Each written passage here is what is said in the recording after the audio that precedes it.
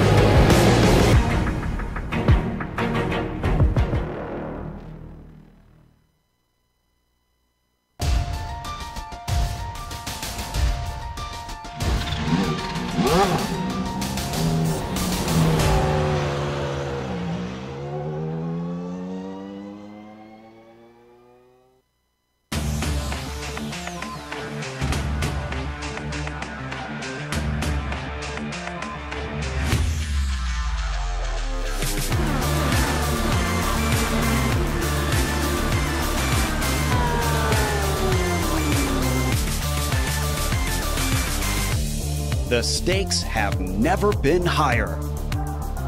The competition has never been stronger. 42 drivers, 25 rounds. One will be crowned champion.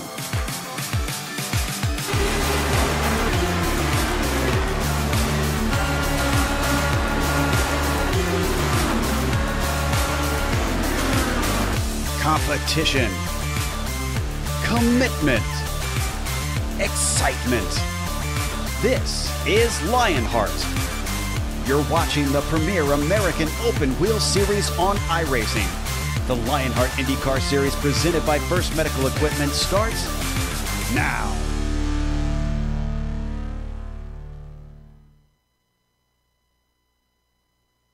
From Marks Creek Township in North Carolina, presented by First Medical Equipment, it is the Global SimRacing Channel's coverage of the Lionheart IndyCar Season 7 Championship, streaming your way on the iRacing Esport Network.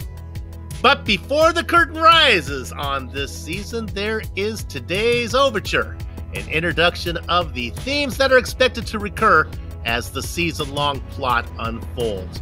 When the curtain does rise for Season 7, 42 performers will take the stage, hoping to be front and center when it's time for the final bow. Many names will be familiar, but there will be upstarts as well, looking to upstage the veterans by stealing the show. But before then, it is the aforementioned overture. And while all may audition, only 22 will be in the orchestra today when the maestro strikes up the band. So, turn off your cell phones and enjoy the show. From Rockingham Raceway, it's time for the 2019 Lionheart IndyCar Series All-Star Race. Hello everyone, and welcome to the Sim Experience Countdown to Green, streaming your way on the Global SimRacing Channel via the iRacing Esports Network. Over the next 15 minutes, GSRC will bring you all the storylines, all the stats and facts you'll need to appreciate the all-star race that will immediately follow as we count down to green. And here to do all of that is yours truly, Bill Soups On, joined way up in the press box to bring you our bird's eye view by former real-world IndyCar driver Richie Hearn. Amjad Yaman has director duties, armed with cameras locked and loaded by Dougie Beer. So, where are we racing today? Do you know the Rock? And I'm not talking about Dwayne Johnson. I'm talking about today's venue. If you don't, let me reintroduce my booth mate, Richie Hearn, to clue you in. Richie, tell us about this racetrack. Yeah, thank you, Soup. And here we are at the Rock. This is a 1.01 mile track called the Rock, opened in North Carolina Speedway on Halloween in 1965. First race of the track, the American 500, was held on the same day and won by Curtis Taylor, who zoomed around the track at an average speed of 101 miles an hour to take home the $13,000 prize. In 1969, the Speedway was reconfigured with higher banking turns at 22 and 25 degrees. The track surface is abrasive compared to many other tracks, taking a real toll on those tires. The abrasive comes from the paving compound made from materials local to an area and defining feature of the Rock. But probably the best way to get around this real bumpy, fast oval is to jump on board our GSRC lap guide.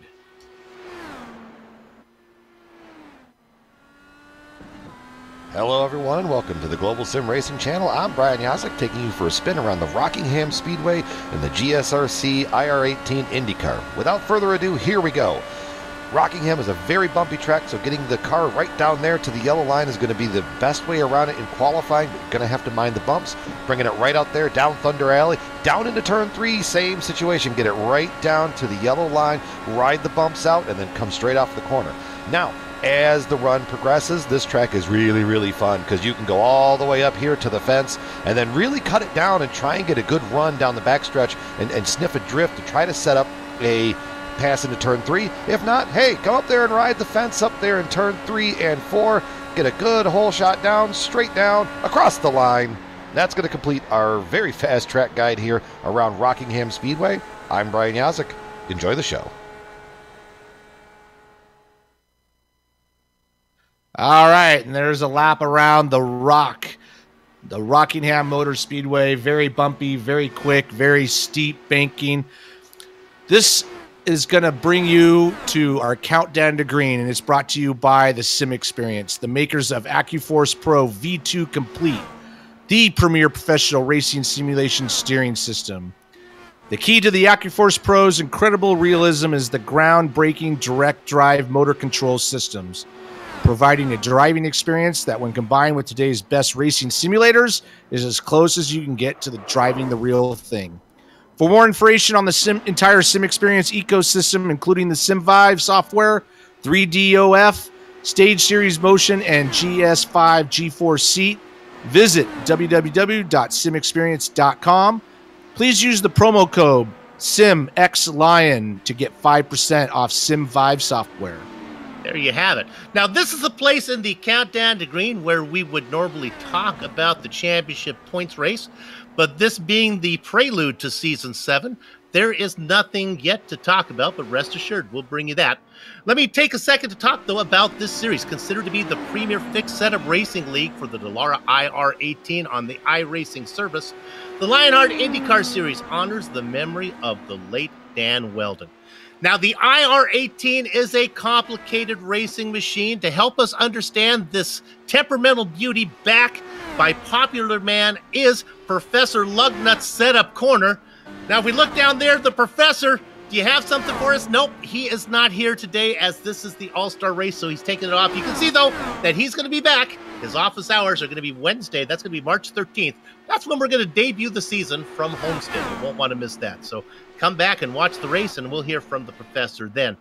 So with that out of the way, Richie, for new viewers tuning in for the first time, how about we talk about the series details? Absolutely, and these series details come to us thanks to Minus 273, the premier name in karting gloves. For more information on Minus 273's full line of gloves and apparel, visit www.minus273.biz. That's B-I-Z. Use promo code LHRS, for 25% off all orders. Now, as far as the series details, we are in Season 7 of the Lionheart IndyCar Series. This is an exhibition race, so there's no points involved, just a nice all-star race to get things started. They are using the Dallara IR18, and setups are always adjusted, but they are fixed. And we're always working on a cash and prize totals, $9,652. Well, that's a nice payout for the winner, and they spread that around. All sorts of different kinds of awards for drivers and teams. We'll talk more about that as the season gets underway. All the business is just about out of the way. How about we take a quick look at what the weather is like here today, see how it's going to affect the racing. The ambient temperature, 81 degrees, but look at that track temp, 113. The sun is pounding down here, but there is some clouds in the sky, so if they blow over, that may help out a little bit. Oh, my goodness. A little bit of a spin going on during practice right now. 80% humidity. There is no fog. Thank goodness for our cameras on that one. A little bit of a wind, but it should be some good racing, other though it's a little slick out there, a little hot temperature.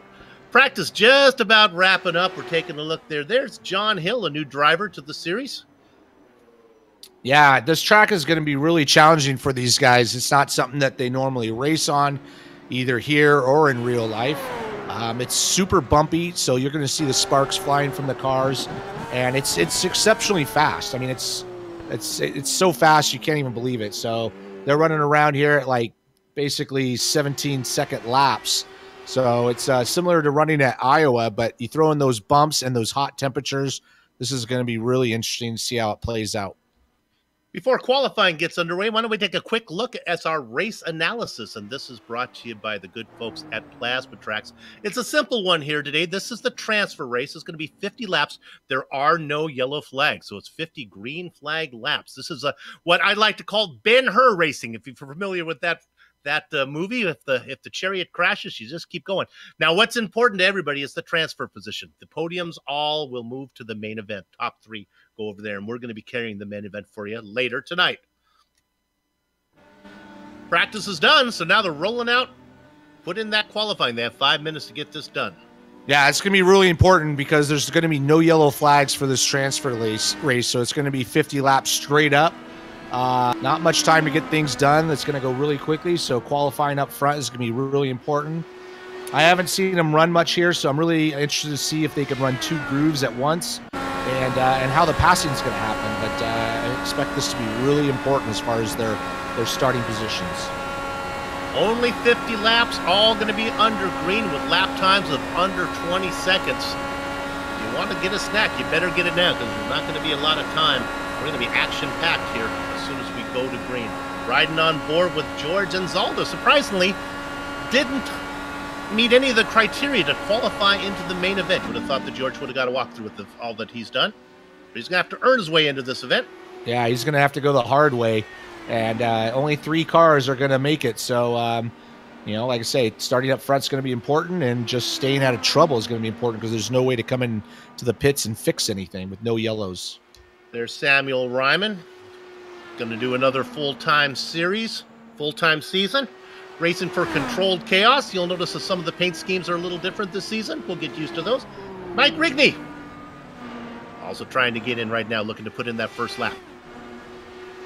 Right now, he's sitting on the pole there, Mike Rigney, at a 17.997. Samuel Ryman puts in a time good enough for second at the moment at an 18.01. These times are going to be really close. So who got into the main event, you might ask? Well, it's the top 10 in points from last season. All the pole sitters, Rookie of the Year made it. Driver of the Year gets invited. The title sponsor, if you're one of those, they carry over. Series sponsor. Cleanest driver gets an automatic pass into the main event. Previous all-star race winners and champions from the Lionheart IndyCar Series get in there. And anyone born in a month without an R also gets carried over into that one. So the rest of these guys did not qualify on those. No, they got to just earn their way in. But this is a really cool thing that they do for the series, doing this all-star race right out of the box. It really gives them a chance to kind of get to know each other again, get to used to the cars because they've been off for a few months. And it's a really good prelude to the season starting on March 13th. That'll be a good one. We're going to go back-to-back Wednesday and Thursday, March 13th, March 14th, both from Homestead. It's going to be this Lionheart, the IndyCar Series. The next day, it's going to be the Retro Series. Both really exciting. Look at the Tyler Graf. P3 for Tyler. got to be happy with that one. Yeah, right now up top is Chris Lanini at a 17.97. Mike Rickney still holding on to that second position at a 9.9, and Tyler Graff at a 18.00. So you can see how close these times are. It should make for an exciting race as these guys are pretty much flat out all the way around. We talked about it in the opening about all the upstart drivers trying to come in here and upstage the veterans. Mike Rigney, one of those drivers. Chris Lanini. Tyler Graff, very impressive last season. Really good. I'm surprised he did not qualify for the main event with all the success that he had. Pretty quiet out there. I guess all the laps are in. Looks like we have 15 drivers that put in qualifying times. There's about a minute left in case somebody still needs to come out. I see some names that are listed that may not be racing here with us. Yeah, I think they're just watching the race there. So we got 15 car field for this transfer position. 3 will go, and they'll have to reset and jump into the main in a little bit. Yeah, my guess is one of those names is Dan Guerin. And if Dan Guerin didn't qualify for the main event, then something's fishy with the rules there. I think he's probably in here just watching. Another name I see down there, Sage Karam, coming off a great all-star win in the Retro Series. Yeah, I was in that race, and he basically smoked everybody. So he is obviously put his time in, and he's ready to go. Yes, he did. He was impressive. All right, I think qualifying is just about done. So let's go ahead and take this opportunity to run through your starting grid. And Richie, we have plenty of time, so let's take them a row at a time as soon as we can bring them up and show them to you. We'll do that. I can tell you that Chris Lanini is going to start on the pole. He's going to be inside of Mike Rigney. Rich? Row 2 will be Tyler Graff, and right next to him, starting 4th, will be Brian B. In the 5th position, it's Brian. It's not easy being Greenlee. He's going to be flanked by Samuel Ryman. Starting in the 7th position, it will be Joe Flanagan, and right next to him will be George Enzo. Ken Hacker in the number 9 spot. He's going to be inside of James Brandt. Starting 11th will be Scott Bolster, and starting 12th will be Brian Carey. In the Baker's Dozen position, it's Scotty Johnson. In 14th, John G. Hill. Yep, he's a newcomer there, been around a long time. And starting in the 15th spot is going to be Robert Bluen. I believe that's it. 15 drivers are going to take the grid. The top 3 are going to qualify and transfer over into the main event that we will bring you a little later in this broadcast. We do have onboard cameras, but none of them are in this transfer race, so we're going to save those. We'll have 3 of them that we'll show you in the main event. A lot of talk going on right now. David Cordy talking to the drivers, explaining what's going on, that it's going to be 50 laps. No yellow flags. They are turned off. Yeah, if you get an accident, you're done. So it's going to be important to be aggressive, but not so aggressive that you take yourself out. So I'm really excited to see how this is going to play out. Like I said, this is not some place that Indy cars normally run. So I think it's fairly new for everyone. Best position to be in is up front right now, and that belongs to Chris Sleepy Lanini. Sitting up there on the pole position. You can see the cars lined up in 7 rows of 2, and then that final car back there, the odd one out, Robert Bluen in the 15th position. We've been around on GSRC for many a season. This is season number 7, and the Lionheart IndyCar Series continues to grow in size, in prize money, and in popularity, and in talent as well. Pace car begins to roll.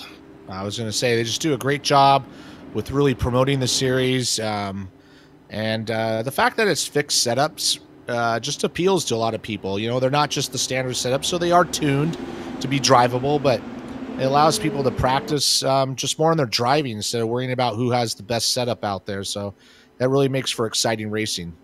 And another thing that the fixed setups do is it keeps drivers from putting the car on the razor's edge. To sometimes the drivers sacrifice drivability for speed, and we end up with a lot more crashes. What the race officials like to do is give the driver something that's fun to race, but stable as well. Puts on a good show. The lights, I believe, are off the pace car, so we're going to be pulling in this time around. Yeah. And we're going to go ahead and get season 7 started. Yeah, just one pace lap. It doesn't take very long to get around, so we're getting ready to go.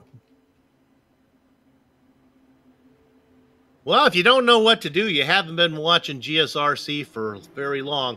Gather up the chickens, take cover on the cows. The horses are out of the barn. It's Chris Lanini leading the Stampede down into the first corner. Tyler Graff slots into second. Mike Rigney is under attack. Here comes Brian. It's not easy being Greenlee. He moves into the transfer position. Rigney stuck on the top side. Brian Beard goes underneath him. Rigney on the outside, banging on the door, yelling Wilma. He finally gets in 6th spot. Yeah, you see the sparks flying right there, and we got these guys fighting for that 3rd position going on the outside. I was curious to see if the outside groove would work, but it definitely worked for Brian Greenlee as he's just moving around. And watching the leader here, Chris Lanini, he's not giving that inside line, but he's going to be able to make these guys go around the outside. Looks like that's the way to go at the moment. Lanini tight on the inside like a too small pair of Fruit of the Looms there. Govern that inside, trying to make it work on the top side is Brian Greenlee. He cannot get it done. He's going to lose a spot to Tyler Groff. Ooh, they got real close there. Brian Greenlee and Brian Beard got real close going into 1 there. You can see how bumpy the track is, and I know the cars are moving around a lot, so it's really hard to keep them straight. Beard gets that nose underneath Greenlee now. They are too wide for 3rd position. Oh, they almost touch again. Watching on a little bit scared back there is Joe Cadigan Flanagan in the number 53 car. That fluorescent blue machine trying to get underneath Greenlee. Greenlee now falls back and forth out of the transfer spot. I really thought that outside line was going to work for Greenlee, but obviously it hasn't. But he's got the momentum. He's going around Brian Beard, it looks like, and he's going to try to stay up on top and keep that momentum going. He's now got himself into that transfer position, but you can see everybody right behind them. They're all stacked up. And this is going to get real interesting real quick. Ken Hacker working the top side. He moves up into 6th position. He works around Mike Rigney. Rigney, who was up in 2nd now, has fallen back into 7th position. With these tires, yeah, go ahead. I was just saying, with these track temps, it's going to be interesting to see if Chris Lanini can hold that bottom all the way around for 50 straight laps. He has not moved off that yellow line, but we'll see how this goes. And meanwhile, Greenlee has dropped back. He's losing more spots, so he really needs to get to the bottom to try to get back up to that 3rd position. Trying to make it work. He's back in 5th. He continues to work the top side, trying to get. He's really good off of 4. He gets a good front down the front straightaway. Boy, another great, but he has nowhere to put it. Oh. He has somewhere to put it. He puts it into the back of Cadigan Flanagan, and then he puts it in the wall. Yeah, here comes the replay. He just got up there and just like a hockey puck went around the outside wall, but he was trying hard to get down to the bottom. I think he was figuring out that this wasn't working out for him, and everybody stacks up going into turn 1, and he just had nowhere to go, and there he goes, just kind of rim riding that thing, and unfortunately that's it for him. It's Ben-Hur rules, baby. We stay on the green. No caution flags today. That's in this little 50-mile transfer race. Joe Flanagan's car is about an inch shorter now after getting hit in the back. Right now, Chris Lanini's holding tight on that yellow line. Tyler Graff doing a good job, but right behind them, Brian Beard has got a hungry Mike Rigney and Joe Flanagan trying to get that transfer spot. That's going to be the spot to watch as Mike Rigney is going to go right around the outside. Boy, that gets close going into the corner. He's going to try to make that outside work, and I think he's going to get it done. He needs to get down to the bottom, and he does. Nice job. He finds himself back in the transfer formation with only 50 laps of racing to go. There's no time to waste back there. Let's talk about a hard charger. I want to talk about Samuel Ryman. Sam is racing in 7th position right now. Oh, I thought he was a hard charger. He is not. He was qualified in 6th. Who was I looking at? Oh, it's Brian Carey, the one next back to him, in number 12 position. That's the one I want to see. In the number 12 car. Started in 12th, racing in 8th now. Right now, Tyler Graff's going to go right on the inside of Chris Lanini. I think those tires are giving up for Chris as he had to wash up in the middle of 3 and 4. And it's given that spot over to Tyler Graff. And now that's going to give, I spoke too soon, as here comes Chris Lanini on the outside now. And they're going to go side by side coming out of the corner here. It's going to start stacking everybody up behind him. So it's going to get real exciting here in a minute for that 3rd position. Maybe Lanini's saying, yeah, you think it's so easy to run roll? Tyler, you try it. See if you can make it the pass on the inside. Lanini hangs on. Groff in second. Mike Rigney, who started on the outside of row 1, fell back, has now found himself back in the transfer position. Joe Flanagan in 4th after the bump from Greenlee is still around. Ken Hacker. Oh, look at this guy underneath making a move, though. That is Brian Beard. Joe Flanagan took a look on the inside of Mike Rigney and washed up, got in the aero wash, and that opened the door for Joe Flanagan. But he wasn't able to get that pass done. So right now, Joe Flanagan. Oh, here goes the pass. Brian Beard getting on the inside. As we can see on board with Ken Hacker right in front of him. They're going into turn 3 side by side. And now Flanagan is stuck up there. Ken Hacker getting underneath them. They are very close. They stay off of each other. Oh my goodness, there was no net code there, or they both would have been in the wall. Up front, a pass for the lead. Chris Lanini defending on the... Oh no, he's loose! Save it, Chris. Sleepy hangs on, but he's going to lose a ton of spots. Oh, no, he gets into the back. Was that Flanagan? Yes, it was. Joe Flanagan's... Yeah, caution's out. We thought there was no cautions, but there is a caution right now. And we have a caution, contrary to what we were told in the rules.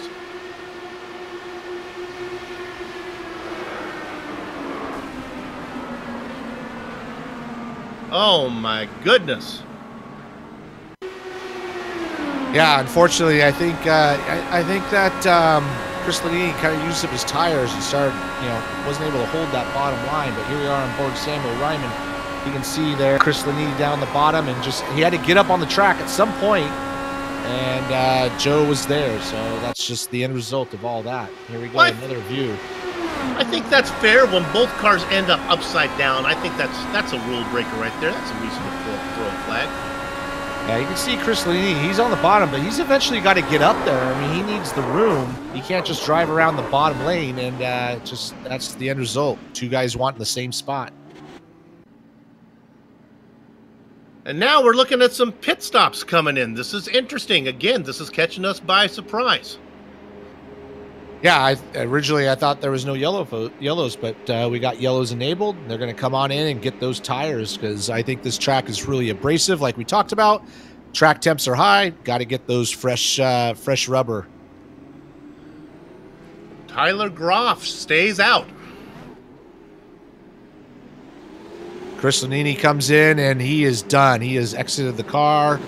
There's no fast repair in this series, so he had way too much damage to fix, so he is out. That's him. The fans love Tyler Groff. They love the way he races. He's very clean. He always seems to put the car up into a good position. If he has a 10th place car, he'll get you an 8th place finish. Right now, though, he's going to be a sitting duck, I think, without new tires. Well, did he not pit? He did not pit. Oh, boy. Well, that was, he's probably stressing out a little bit about that because I think we've already seen that tires are going to make a difference. So he just has to do the best he can. And, he's just got to finish in the top 3. That's all that matters. Doesn't have to win. In defense of the yellow flag, with lap times literally at under 18 seconds, it was going to be long until those leaders came around. Those cars may not have been able to clear in time, and the leaders might have been coming up on a real traffic jam. A parking lot, really. So probably the yellow flag, probably a wise thing. Thunder Alley! Hey, that's a nice shot we have there. I wanted him to see a go with no yellow flags and just suffer with those bad tires. Absolutely. Well, we have 12 cars on the lead lap. Lights are still on the pace car. These laps are counting. So we're going to be going, I think we're probably going green right at the halfway mark, as they'll be working lap number 25. Tyler Groff on old tires. Mike Rigney up in second. In the transfer spot, Brian Beard. Where's our hard charger? How about we look in on Brian Carey back there in 6th position. He's cut his positions in half. We started in 12th. Yeah, now that everybody's stacked up, everybody's in play. This will be a single file restart. But, you know, all those people that came, all those guys that came in for fresh tires, we'll just keep an eye on them. Is Tyler Graff, I think he might be the only one who didn't pit? Yeah, he is the only one, yes. Well, Tyler's probably thinking, I don't have to win. All I really need to do is finish third and get me into the main event.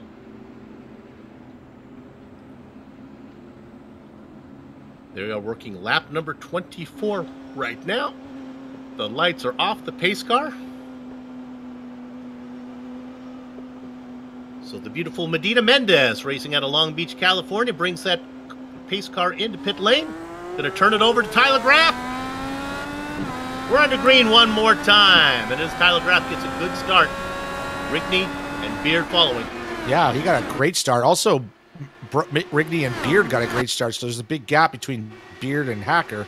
And here we go, Brian Beard trying to go on the inside of Rigney, and he looks like he might get this pass completed. That's going to put him up into the second position. That's going to put Mike Rigney in that transfer spot, but he's got a little bit of gap behind him. These guys just need to run clean laps and just kind of just stay out of trouble at the moment. So who needs to catch Rigney? Well, it is Ken Hacker racing in fourth position. He gridded in ninth, having a good run, and he is gaining. Yeah, he is gaining. I was going to say, he's in that draft, and he's running that yellow line right behind Rigney. And Rigney's going to have some company here in about half a lap. Here he comes. And there goes Tyler Graff. He loses the lead. Those old tires giving up. He now is on the outside. He's going to lose that spot as well to Rigney. I think Rigney's going to be able to get underneath and finish the job. Graff doing the best he can, trying to get down underneath and hold Ken Hacker from taking the spot as well. Hacker says, the door's open. I'm coming through. Yeah, Tyler really paying the price for not changing those tires. He cannot get to the bottom lane. You can see him going through the corner. I can see he's got a little bit of understeer, and that's just letting these guys go right on by him, and I'm sure he's not very happy with himself without pitting. Brian Carey in a rocket ship goes underneath the orange and yellow car of Samuel Ryman. Now Carey up into fifth. Watch out as he's going to take fourth. Carey's on the hunt. He is on the hunt, starting 12th up to fourth position. Brian Beard's leading the race, but he's stacking everybody up behind him. He's trying to hold that yellow line just like Chris Lanini did, but he's going to pay the price soon with those tires wearing out. So he's hoping these laps count down. We're working lap 31 of 50. They're going. The car to watch as we ride on board with Brian Beard. Looking back, now getting underneath is Brian Carey. Carey tries to get it down low. Beard pinches him down, doesn't let him drift up. I'm sorry, Hacker keeps him down. Hacker hangs on to third position. It's Beard, Rigney, Hacker. But here comes Brian Carey again. Boy, Hacker really trying to keep him on the low side. Yeah. Carey has to check up. He's going to lose all of his momentum. Oh, yeah, he just really did. Hacker's trying to stay out of the aero wash of the car in front of him, so he's running that center groove. But, Brian Carey had to check up, and he's lost all his momentum. He's going to have to just kind of regroup and give it another try. Haven't heard a lot from George Anzaldo. He's fending off Scott Bolster right now. They race for fifth position. Looking on to Samuel Ryman. Here comes Carey. He's got P3. He's right in that position with Ken Hacker, but as they go in the corner, he's so close to Mike Rigney that he washes out. He's got to lift, and that's going to bring George Anzaldo now to the outside. This is really getting interesting as Brian Beard's doing a good job of just running both lanes and keeping everybody behind him. Carey would have had that position easy. There was just nowhere to put the cars. He ran up on the back of Mike Rigney. Rigney holding the bottom line and Hacker racing up top. It makes it impossible for Carey to get the pass done because if he gets around Hacker, he can't finish it because he gets too close to Rigney. Yeah, and unfortunately, Rigney's having the same problem with Brian Beard. He's getting so close, he's having to breathe in the corners. And there goes Ken Hacker. Thought he had the pass, but he got up wide. Oh, I thought they were going to go too wide on the high side as George Anzaldo's trying hard to get that position back. Here comes George Anzaldo. He's on the top side. Brian Carey pinned down low. The car is fast. He just has no real estate. Now he gets fourth position all to himself. But did he use up what he had? Did he use up all the friendliness off of those tires? The sparks are flying here at Rockingham. Working lap number 39. Yeah, I really like what Brian Beard is doing. He's running just the natural line, washing up at the exit, going down to the apex. So he's basically taking the whole track, and it's keeping his tires underneath him. So he's doing a good job. And those guys behind him have nowhere to go, and they're dealing with the aero wash right behind him as well. The only way for Kerry to make this pass is try to put the toothpaste back in the jar. There is no room. Oh my goodness, Anzaldo gets really high. He's going to lose a lot of momentum. Tucking underneath it, Scott Bolster. Bolster now is going to get credit for leading this lap. Spinning off behind is the orange and yellow car of Samuel Ryman. He saves it. Going to lose positions, but he's still going straight. Yeah, he got real loose coming off of turn 4 and was able to keep it going. Oh, no, here we go. Yeah, just right up on that apron right there. That's not going to work. Brian Carey, sorry, just trying very hard to get that third position. This is going to go right down to the end. They're also bringing up Scott Bolster into that mix. So we're going to have 4 cars working for one position pretty soon as they go side by side. Hacker is loose, and he is gone. Yeah, caution's out. It looked like a little bit of net code there. And so that's going to be a little bit of a 5-lap shootout here. Who takes tires? Here's a chance for Tyler Groff. Groff is falling back to 6th position. Yeah, we kind of saw not enough time, yeah. Well, we saw it happen with tires. So, I mean, if I was him, I'd come in no matter what and just take it. If you're Brian Beard, that's the guy who has to gamble. Do I go or do I not? And if he stays out, those other guys are going to come in. There we go. Riding up over the hill. He's kind of riding by himself, but I like the spot. This is where you can do it. If he's back in 8th spot, that's okay. Oh, yeah, absolutely. If you're that far back, you got to take tires. You know, these guys are looking at track position. Those other guys, the 2 guys that came in, John's obviously got to get a front wing put on, which he can do. And we got Robert Bluen. Take those tires and just rim ride that thing right around the outside and just see what you can do. It's 3 only are going. All right, in defense of GSRC and the commentators in the booth and our director and all the people who work for this company, we do read the rules, and the rules clearly said there were going to be no yellow flags. But I'm kind of glad they are here. This makes it exciting. Yeah, it's definitely with the way the tires are wearing out. So, you know, there's some strategy. Honestly, if I was probably in like George Anzaldo or Tyler Groff's spot, I would have pitted. What do you have to lose? It's just an exhibition race. I would have come in, take those tires, and just see what you got. If you don't really have any advantage over the guys in front of you at the moment. Well, here's the good news for Brian Carey. Started in 12th. He finds himself in that transfer spot now.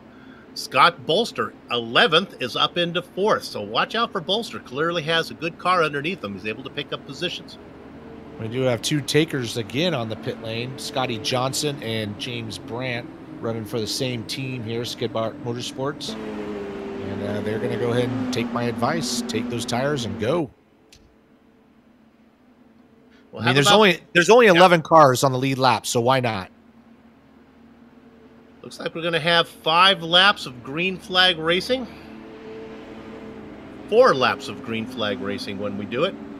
That's less than a minute worth of racing in anger. All right, it's more than a minute. It's a minute and 10 seconds. All right, this is going to be pretty wild. You know, if Brian can get a good start, he might have about 2 laps of freedom before those guys catch him. But it's going to be, the pressure's going to be on Brian Carey, who has started 12th, now in 3rd. But he's going to have some hungry people behind him trying to take that final transfer spot. So that's going to be the position to watch. Well, here's what I think is going to happen. I think Beard's going to protect the inside. I think Rigney's going to follow behind him. Carey's fast. Look for Carey to go to the outside and at least defend that outside line. And that's going to mean Scott Bolster, whose car is really fast, is going to have nowhere to go. He's going to have to force the issue. That's how I think it's going to play out. Yeah, let's get a shout out to Scott Bolster. I mean, Brian Carey from 12th to 3rd, but Scott Bolster also qualified 11th, and he's up to 4th. The lights are off the pace car. They are working lap number 46 right now. When they come around, it'll be 47, 48, 49, and 50. That equals 4. Top 3 cars will transfer. Brian Carey in that position right now. Pace car will be pulling in just a minute, and we'll get these final 4 laps in. We're on the green. Brian Beard gets a good jump. Him and Rigney. Rigney got a good jump too. So all 3 of those guys have separated themselves. So the battle right now is between Scott and George Anzaldo, but they're so far back, I don't think they're gonna have time to catch that 3rd place car. So they go 3 wide in turn 3. The car underneath is Tyler Groff. His tires are old, but he's making them work. Maybe they cooled off a little bit. Maybe he has something underneath.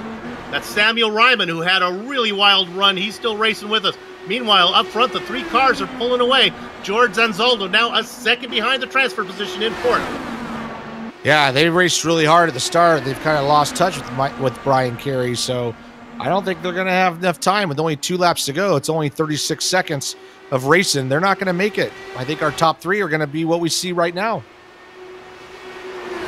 It is the 3 Musketeers up front, 1 for all and all for one. Brian Beard, Mike Rigney, and Brian Carey. Last lap. Carey looks safe. Let's see if Rigney tries something on Beard just for fun. Out of the final corner, those 3 will transfer. There you go, your top 3, Brian Beard, Mike Rigney, and Brian Carey. Big shout out to Brian Carey from 12th to 3rd. He fought his way up there. Everybody else did a great job, so that was pretty exciting. An honorable top 3 for sure. Worthy top 3 to transfer. Tough break for Tyler Groff, who was really fast, got hung out on a pit stop. He has to settle for 5th. We're going to give you an entire rundown here because we're going to take a short break. Brian Beard, Mike Rigby, and Brian Carey are your transfer positions. George Anzaldo and Tyler Groff round out your top 5. The back half of your top 10, Scott Bolster, Robert Bluen, Samuel Ryman, and James Brandt. And finally, in 10th position as well, that would be Scotty Johnson. Okay, Richie, take out the rest of these guys. Yep, 11th spot, last car in the lead lap. John Hill came in and got that repair, but finished 11th. The rest of these finishers did not finish the race. Ken Hacker, Chris Lanini, Joe Flanagan, Brian Greenlee. Those are the rest of the field that started this race. Oh, and now we're going to be able to talk to one of the drivers here. It's going to come in for an interview. That's going to be Brian Beard, our transfer race winner. Brian, congratulations, baby. Thanks, Zoop. Appreciate it. Okay, you came in for tires. Were you aware there were going to be yellow flags, or caught the commentators by surprise? I knew if it came down to having yellows, I figured, if we were in the first half of the race, everybody would come in. So I just thought, why not? It's only 50 laps. How did the car feel at the end? Do the tires go away? It looks like they do. They do, but the track temperature did come down throughout the race, so the car actually felt pretty good there at the end. Well, congratulations on getting to that transfer spot. That means that your racing day is not over. We're going to see you on the big main event coming up in just a few minutes. Thanks, Sue. Appreciate you guys. Brian Beard, the winner here in the transfer race, and he will qualify to be in the main event. With that said, we're going to take a short break here on the Global SimRacing Channel on IESM, but don't go far because we have the main event coming up. We'll be back in a short time.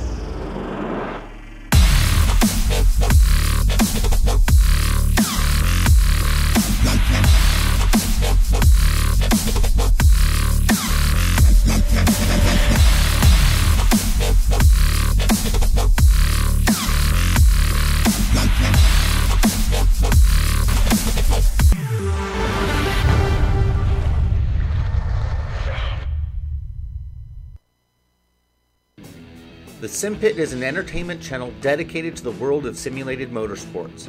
The Sim Pit is a leader in providing the sim racing community with news, reviews, interviews, DIY pieces, and instructional videos to make sim racing a better experience for all. Check us out at thesimpit.com or go to YouTube and just search for The Sim Pit.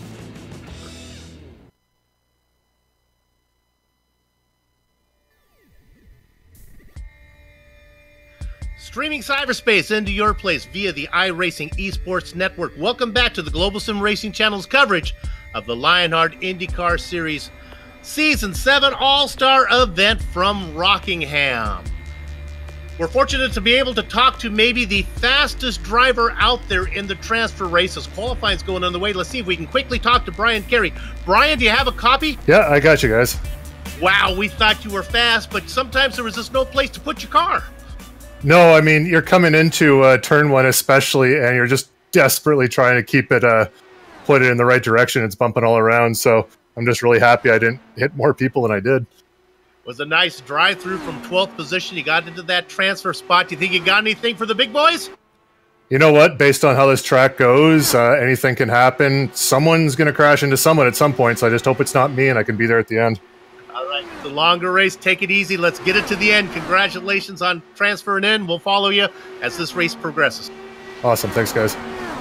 Brian Carey, a new driver to keep an eye on. I told you there would be some upstart drivers to watch, and that's one that has caught this commentator's eye. All right, qualifying is going on right now for the main event. There will be 25 drivers, if I know correctly here. 22 got the automatic transfer. 3 will get carried over. Of course, that's assuming everybody shows up. And qualifying going on right now. It's a little bit later. Let's take a look at the weather. It might have changed a little bit. Track temperature a little cooler. That ambient temperature still 81 degrees. Should be real similar to what we just saw. Richie, what do you think? That one went, that was kind of an exciting little transfer race. Oh, yeah, it was very exciting. You can see how difficult this track is to race, but it's bumpy. Obviously, tires are going to become a key and component. You can't just hug that yellow line all the way to the bottom. So qualifying is important, but obviously we saw from Brian Carey, he started 12th, made himself up to 3rd spot, and like he said in the interview, just watch for the wrecks, and hopefully it's not him. And I think it's going to be real exciting all the way down to the end. And the drivers start to post their qualifying runs right now. So only 2 have come in. Joe Branch sitting up on top. Ahead of the meat man, Bob Mikas. Only 2 drivers to qualify. There's our first transfer driver getting in, Mike Rigney, sitting in 4th. A lot of familiar names in this one here. These are all the guys you've come to know and love.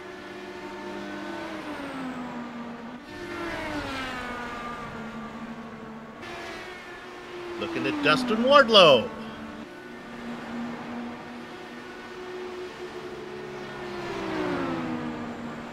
Six drivers have put in time. Wardlow yet to do his. Let's see what the Candyman can do for us here in Season 7. Ooh, down in 8th. Probably not going to like that one. That's a little bittersweet, I would think. Yeah, everybody getting them in now. It's going to be tight qualifying, but like we saw in the transfer race, it's not the end of the world if you don't qualify in front. The problem is, though, is that you're susceptible to the other mistakes from other people. So, man, this is going to be really exciting. I'm excited to watch this. There's Adam Blocker. Best he can do is 7th. How about this? Michael Goodman puts in a 17.943 to sit on the tentative pole. There are a few big names yet to qualify. Andrew Kinsella, have a catch. Oh, he just got one in. My goodness, he's way down in, sitting down there in 17th. This one should be better. And locks in 6th position. Sage Karam, coming off the win in the Retro Series All-Star race, would like to go back-to-back. Yeah, and I believe he got into this All-Star race from his win at Phillip Island last year, I believe. And he going to only be in 18th spot. Give one more shot at it. Let's ride on board. Karen. Comes around, jumps onto the apron, try to take short way around. That's going to move him right up to P2. That's a great lap. Out there in the familiar blue colors of HPP, it is Brian Yosick. Yet to put in a time. Well, he's down in 19th, but that one's not going to count. This one's going to be better. Yeah, it takes a little bit to spool these things up. So that first lap is just kind of getting the RPMs up. And this is the money lap. Coming down, cut the corner. Let's see where this puts him. Second place. Move Sage Karam down to row 2. 19 drivers putting in qualifying times. That looks like we're going to have 19 racing here today. That lap by Brian Yosick was, I was going to say, Brian Yosick beat Sage Karam by 0.02 of a second, so it's close. A couple of drivers we didn't talk about during qualifying did really well. Big Joe Hassard sitting in 4th, Brandon Linkeman in 5th. We'll give you the entire starting grid here in just a minute. And I guess, Director, it looks like we're done, so I guess we might as well be able to do it right now. Let's give you the starting grid. If you can't, we'll take them 2 at a time. This starting grid brought to you by Butt Kicker. On the pole, it's Michael Goodman. He's going to be inside of Brian Yosick. Richie?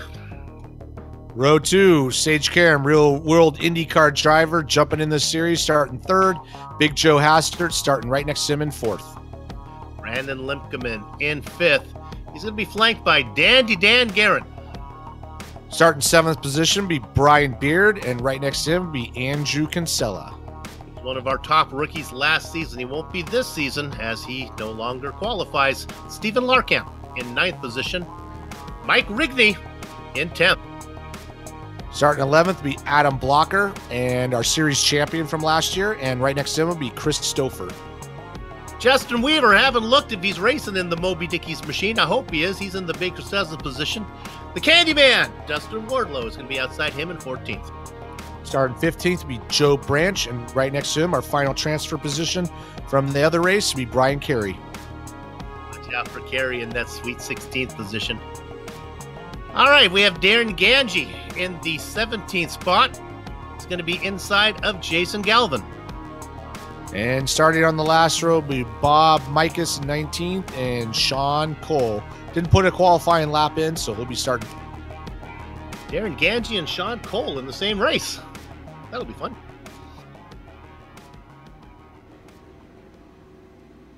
All the attention now turns to Michael Goodman here. This one is for real. Again, no points, but it'll give us an indication of who to watch for over the next 24 races that comprise the Season 7 schedule of the Lionheart IndyCar Series. What do you think, Richie? You got to figure Sage, once he gets a feeling for the car, is going to be tough to beat based on what I saw in that Lotus 79. Oh, absolutely. I think Sage is going to be aggressive right at the beginning, but the person I'm always watching is Andrew Kinsella. He doesn't qualify always the best, but he's really smart with his racecraft and his pit stop strategy. So I expect to see him up there near the end. Of course, we got Adam Blocker, our former series champion. He's going to be one to watch. Let me rephrase my last comment when I talk about Sage Karam getting a feel for the car. Feel for the setup is really what I meant. I don't know if anyone knows anything more about these cars than somebody who races them for real. All right, we're rolling now. Let's go ahead and take a look at our onboard cameras. And our first one we're going to look at is Bob Mikas, delivering personalized full service in a friendly, old-fashioned meat market environment. It's in the Von Hansen's onboard camera car, vonhansen.com. Hey, Michael Goodman of the number 9. He's in the Sim Experience onboard camera. Realism second only to the real thing, simexperience.com. And, of course, Adam Blocker. Bring more realism and immersion to your sessions. thebuttkicker.com. Get haptically immersed. All right, the pace car is in. We'll give you the race analysis here in a minute. It's time to go racing. Competition, commitment, and excitement. This is Lionheart. Michael Goodman out in front. Brian Yozik. Yeah, everybody getting single file pretty early on. Michael Goodman getting a great start. And everybody's just kind of following suit right down to that yellow line. Do have a little bit of action going on in the back with basically Andrew Kinsella trying to make some moves early on. He's got Brian Beard, our winner from our transfer race, right in front of him. And we do have a challenge for the lead going on with basically second place, looking for that outside lane. Goodman on the low side. Karam working the top side. Karam now going to do a little dipsy-do, little hucklebuck, a little hokey-doke as he gives him the up and under, and I think Karam is going to be our leader coming across as he starts to work lap number 4. That didn't take long.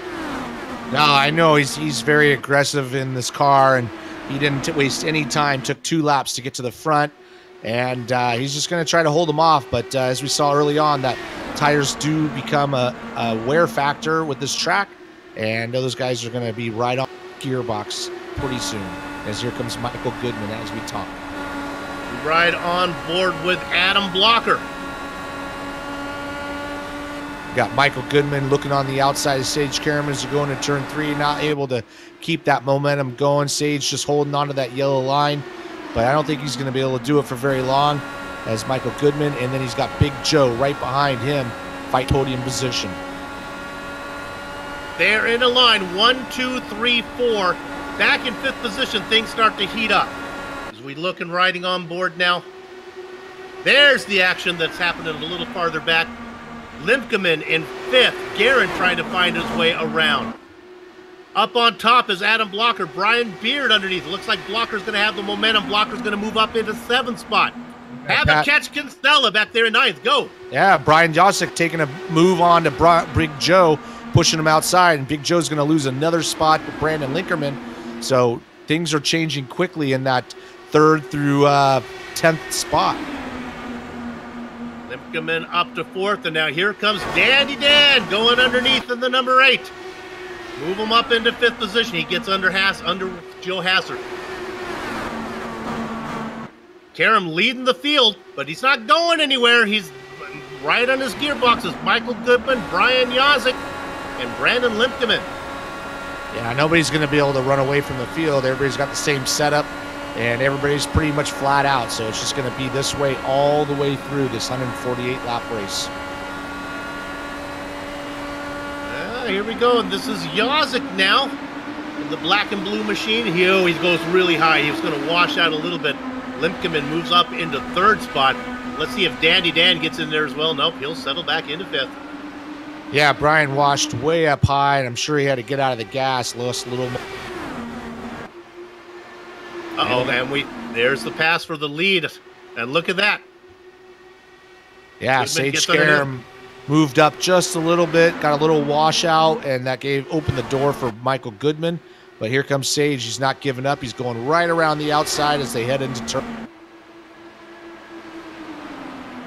Richie, the fastest line is the low line, it looks like, but is that the one? Is it hard to race that one consistently? Does it go away? Because it looks like eventually the top line starts to work as well.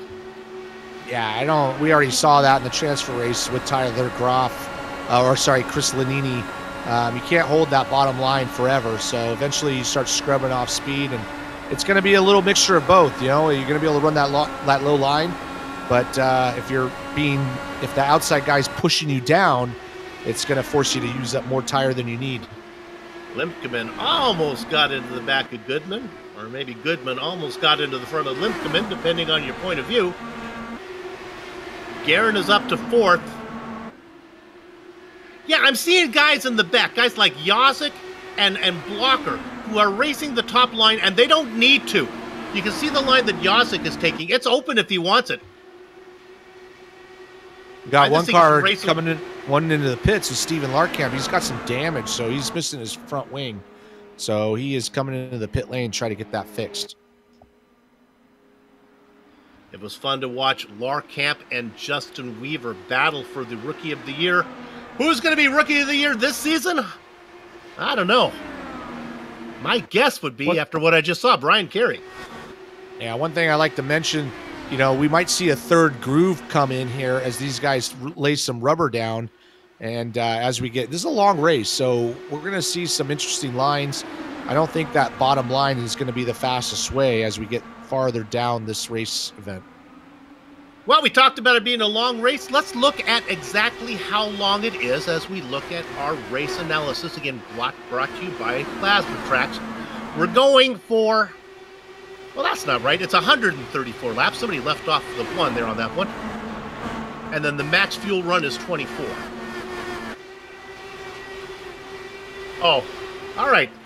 The guys in the graphics department, GSRC, that would be Jackson. There, we get the right one up there. There, we're going 148 laps. We expect a stint to be 50 laps. And then you have those incident points. Those really aren't going to matter much today in this All-Star race. There we go. Get the right graphic up for you. Hey, it's our first race of the season. Everyone getting the wrenches out of the system. We got some great battles going on the track as Justin Weaver's trying to get around Andrew Kinsella. He's got the inside line going to third, turn 3, and he looks like he's going to take that position. But Andrew's doing a good job just running that outside lane, and he's really smart with his car. So I am assuming that he knows that if he runs that bottom line all the time, he's going to wear those tires out. He's going to play the long game here. Just report that Karam was able to get the lead back on Goodman. Those front 4 nicely separated. Yeah, pretty much everybody back to Brian Yazik is all kind of separated out, no single file. The next battle is going to come back to Adam Blocker. He's got a hungry Brian Beard behind him. And, you know, Adam's running that middle lane. Brian's running the low lane. And can't quite get it done, but that's where the battle is, starts from 7th on back. Blocker up 4 positions to get to that 7th spot. Beard, on the other hand, has dropped a spot. Another mover is Justin Weaver. In fact, let's look at Weaver right now in 9th. He's going to get a run as he tries to make the move on Beard. Going to try to do it on the top side. And yes, I can confirm that Moby Dickies is back as it's Justin Weaver out there in the familiar blue and white machine as we get permission to run that paint scheme. Good to see them back with us. Yeah, Brian doing a good job holding off Justin Weaver. You can see he's taking that traditional line all the way down to the white or the yellow line, all the way out to the wall, not giving any opportunity. Oh, no! Adam Blocker had a little bit of a run. I don't know if he caught the inside wall. I think he might have there at the very end. He is losing spots as he is dropping like a pigeon. Yeah, I think he's coming into the pit lane, but there's the replay with on board with Adam. It looks like he just washes up, clips the wall, goes down to the bottom, and just decides it's time to pit. I was worried about getting him the inside wall. It was getting the outside wall that bounced him down there. Yeah, he got up to the outside wall, and looking at his in-car camera afterwards, looks like his steering was a little bent, so I don't know if he'll be able to continue, if he'll be able to fix it. And he's exited the car, so he is out of the race. It's an exhibition race. He doesn't need to put in anything for points. Adam, if you're listening, come on in and talk to us here. We'd love to talk to you during this event. Meanwhile, up front, nothing's changed. Top 4 or 5 guys, 6 guys basically, are all separated out. The real battle is the first battle on track is Brian Beard. Justin Weaver really trying hard to get by him still. Brian doing a good job. Oh, here comes Justin right now, right to the bottom in turn 3. Sends it in there. Looks like he's got the position and book it. That is another spot for him. Started in 13th, now finds himself in 7th. Well done. Let's go ahead. Havaketch is going to come through as well. That is Kinsella going underneath. Brian Beard continues to fall. Oh, my goodness. Almost washing up there. That is Darren Gadge. Does a good job of staying off of Mike Ribby, our transfer winner. Yeah, Brian Beard's losing spots and kind of stacked everybody up behind him. Gave an opportunity for Darren, but wasn't able to continue. We got one car on the warm-up lane coming into turn 3.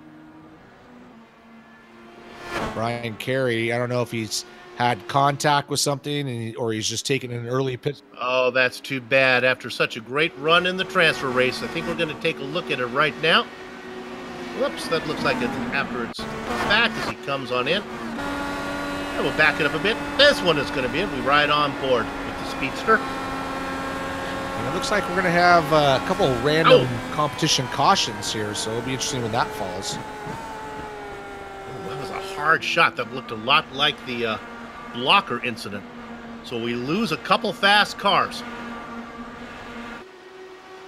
I'm watching Brian Beard right now. He is going backwards in a hurry. I don't know if he's got some damage, like he clipped the wall, but he is all the way back to 10th spot, losing another spot to Darren Ganji. So, you know, not long ago was Brian running for 7th. Now he's all the way back to 12th. Brian Carey, Dustin Wardlow. Oh, Garen. Garen has had an issue. Yeah, he's had a big issue. Bang. Bang.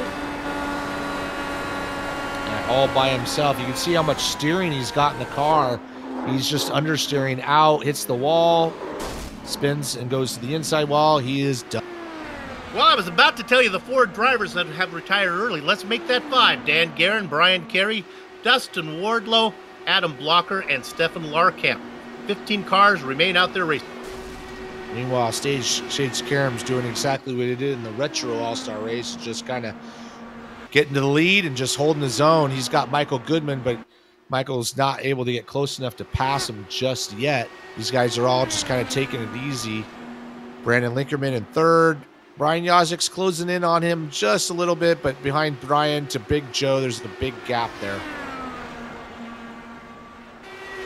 And now we have Brian Beard coming in for a stop. Yeah, we're getting close to 40. Yeah, it said we can go 50 laps, so he's pitting a little early. He's obviously having an issue, so decided to take that that pit stop now. And we have a yellow flag, but don't be scared. This is a competition caution. I'm not so sure I would appreciate that if I'm Brian Beard, who just came in to make his stop. Yeah, I mean, it just it was random, so he decided to take that pit stop early, and it just hurt him a little bit. Maybe they could have waited a few more laps, and we could have had some green flag pit stops, and Brian wouldn't have been so bad. But maybe it'll work out for him. Is he on the lead? Nope, he's 2 laps down. That was a tough one. Yeah, with only 18-second laps, you come into the pit lane, you're done as far as getting lapped. He'll get one of them back on the wave around, but if I didn't know better, I would say the race control is out to get me. You know, we have a lot of sponsors that make this possible. Let's talk about one of those right now. How about one of our favorites, Butt Kicker? Now, Butt Kicker products add instant immersion to any game. Unlike a subwoofer that moves air and loses accuracy and force, Butt Kicker products move actual mass, producing a haptic immersion that is both powerful and accurate. There's more to know. Feel the low end without making the room loud. Now, your neighbors are going to like this. Turn up or down the volume on the subwoofer and still feel the bass that you want. Experience powerful bass even while using headphones or a gaming headset. For sim racers, Butt Kicker products add that missing driver-to-car connection, bringing more realism and immersion to your sessions. Use the promo code LION20 to get this, 25% off your order. Holy moly. That's basically buy 4, get 1 free. Everybody coming down pit lane that time, and it looks like everybody's going to come out in the order that they came in. Sage Karam coming out in the lead, Michael Goodman, Brandon Linkerman 3rd, and Brian Yazik 4th. Brian Beard is in 15th right now, and I believe he's right behind the pace car, so he'll get the wave around. One person that lost a lot of positions is Big Joe. Came in 5th. Not sure where he's coming out, but he's not coming out in 5th. So he had a little issue on his pit stop. Coming out in 11th. So he had, I don't know if he had some damage that he wanted to take some repair, but he definitely lost about 6 spots there. Let's go ahead and talk about a couple hard chargers. How about we look at the driver, the Meat Man, racing in the number 17, Bob Mikus. Started in 19th position. He is in 7th now, knocking off 12 spots. Well done from him. Following him through the field more or less is Jason Galvin, 18th to 8th. Let's talk about Sean Cole. He didn't even put a qualifying time in. He's started 20th, dead last. He's now all the way up to 10th position. Nicely done. Some drivers that have not fared as well. Big Joe Hassett, we just talked about, 4th to 11th. And then the drivers who are out of the race, the top qualifier, Dandy Dan Guerin, who qualified in 6th. He's done. Yeah, we got 6 drivers, or 5 drivers who are out of the race. Brian Beard's the first car a lap down. He got stuck on that competition caution. He did make 1 lap up on the wave round, but he's now a lap down, so he's going to need a little help.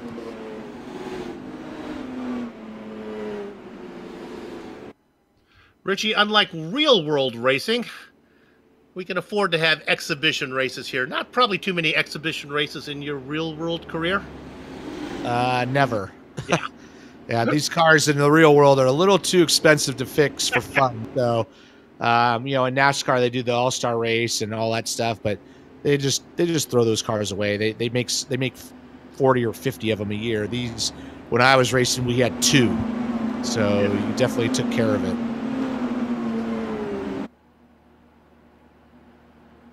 All right, looks like our pace car is going to be pulling in this time around.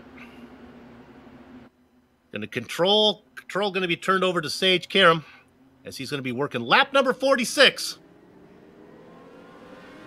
And we're back under green. Karam, Goodman, Limkeman, Weaver. Nope, Yazik, Stouffer, and then Weaver. There we go, Soup. Yeah, Brian Yazik in that 4th position, but he's going to have a hot Chris Stouffer right behind him. Got a really good run off of turn 4. Everybody's got fresh tires, so they're going to be able to run that low line. Although Brian opens the door, here comes Chris Stouffer. He's going to grab the low line, and he's going to have that position going into turn 3. We'll see how that goes. Right behind them, Justin Weaver and Bob Mikus. Ooh, Brian Yazik goes really high, and he's going to give that position up as Justin Weaver also makes the pass on Bob Mikus. They were really strung out at the back of the field as we went green that time around. We're looking there, I believe that's 7th position. Is this Mikus and Galvin? That's Galvin underneath. Now trying to follow Galvin through is Joe Branch. Yeah, man, going the wrong direction. Well, one thing we missed is Brandon Linkerman got in his 2nd spot past Michael Goodman, who's Chris Stouffer has also got by Michael Goodman. And here comes Brandon Linkerman, who's going to try to go around the outside of Sage Karam. Yeah, Karam made Linkerman made an attack on Karam, lost all of his momentum. Oh! He gets hit, Linkerman goes around. Scott Stouffer got him. Yeah, Chris Stouffer just tagged the inside of him. Kinsella gets in it as well, and now the caution comes out. Also involved in it was Rigby. There were a lot of drivers in this one. Yeah, that was all caused by Chris Stouffer getting just to the left rear of Brandon Linkerman, and then all hell broke loose after that. As you can see, people going upside down. Kinsella and Sean Cole go in nose to tail. I think Cole got the best of that one. He's going to still be racing, lost his nose. We'll go on board Michael Goodman. And there is Chris Stouffer on the inside, and Brandon Linkerman just is going to squeeze him off, and Michael has nowhere to go. He checks up, everybody else behind him, and it just goes nuts. Lincoln, Beard, Rigney, Cole. Now watch Cole. He's going to be 2nd car on the scene. I think he's going to get away okay on this one. He lost a little bit of his nose. Not sure how damaged it is. This will be fun. Yeah, he's right on board with them, and you can see it happening. If he just damaged the nose, they can replace that fairly quickly. As you see him in the pits up on the jacks. Yep. Just a nose damage. Hopefully it get fixed. Andrew Kinsella, a lot more damage. I don't know if he's going to be able to get back out there. And no, he exits. Now, what's interesting is the top 4 cars stay out. Karam, Stouffer, Yazik, and Galvin. In 5th position, Justin Weaver came in, got fresh tires, and came back out. Yeah, I would put Justin Weaver in the catbird seat because, you know, he's got a healthy with fuel and tires. Didn't lose really any track position coming in, so he's looking good at the moment. Let's check in on Sean Cole. He's in 8th position right now out there in the Sim Pit car. Yeah, got that nose put back. Looks good. Yeah, he looks like he's doing just fine. Actually made up a couple of spots on that wreck, so nice job to him, starting 20th up to 8th at the moment. Looks like we've got ourselves 11 cars on the lead lap. Kinsella, nah, he's come in as his day is done, I think. Yeah, I think he's exited the car. I think he's out having a beer watching the race. So that puts us down to 10. Hey, this gives us an opportunity. Let's go ahead and talk to Brian Carey real quick. Is Carey still racing? No, his day is done. All right. Brian, better transfer race than the main event. Yeah, no, definitely that. Oops, we lost you there a little bit. Any difference in the way the track felt? The temperature was almost the same between the 2 races. Actually, the temperature was a little bit warmer for this race here, so the tires were going off, the grip was going off a little bit more, and it was a little bit more single file this week.